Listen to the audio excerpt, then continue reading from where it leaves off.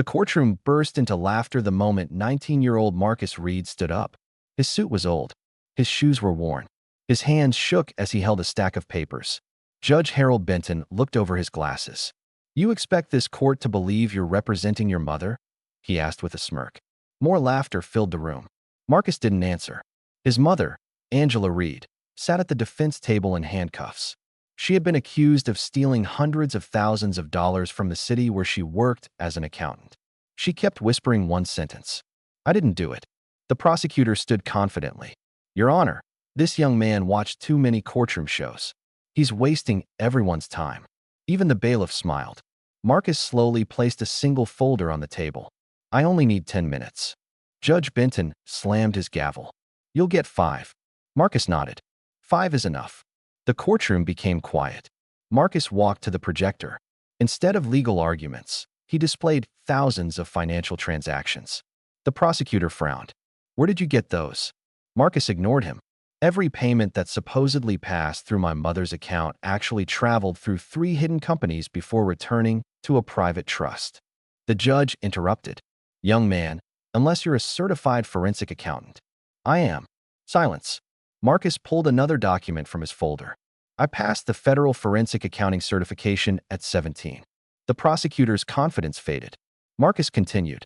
"Someone created fake approval records using software that leaves invisible timestamp errors." He zoomed in. "The errors only appear if you know where to look." Gasps spread across the courtroom. Marcus pointed directly at the prosecutor's evidence. "Every document presented against my mother was altered." The prosecutor stood. "Objection." Marcus calmly smiled. "On what grounds?" The prosecutor opened his mouth. Nothing came out. Judge Benton leaned forward. "Even if you're right, this proves nothing." Marcus reached into his briefcase. "It proves much more than that." He removed a sealed federal envelope. Every face turned toward him. "I requested permission to open this only if the court refused to investigate." The judge frowned. "Permission from whom?" Marcus broke the seal. "From the Office of the United States Attorney General." The courtroom froze. Inside was a federal authorization letter. Marcus read it aloud. "Marcus Reed has been assisting a multi-state public corruption investigation as a civilian cyber forensic consultant." Whispers exploded across the room. The prosecutor's face turned pale. Marcus wasn't finished. "For the last 11 months, every document entered into this case has also been reviewed by federal investigators." Judge Benton suddenly looked nervous. Marcus placed one final flash drive on the evidence table.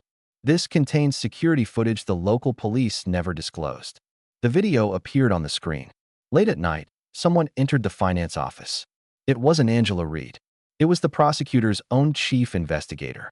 He copied files onto a portable drive before replacing them with altered versions.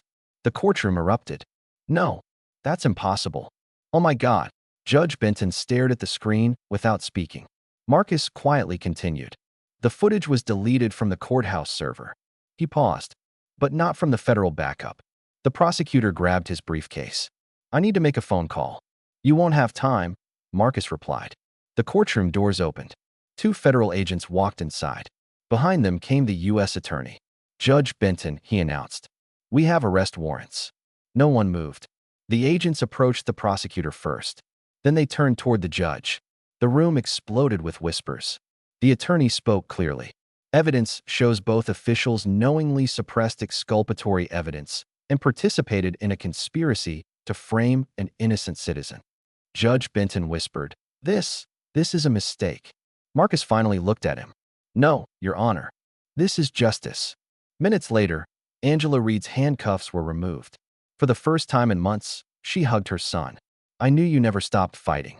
Marcus smiled through tears. "You taught me that the truth doesn't need the loudest voice." Outside the courthouse, reporters surrounded them. One asked Marcus why he had stayed calm while everyone laughed at him. He looked back at the courthouse steps. "They laughed because they judged my appearance." He took his mother's hand. "I judged the evidence." The cameras flashed as federal agents led the corrupt officials away. And on that day, the courtroom learned a lesson no law book could ever teach. Never underestimate the quiet person who already knows the truth.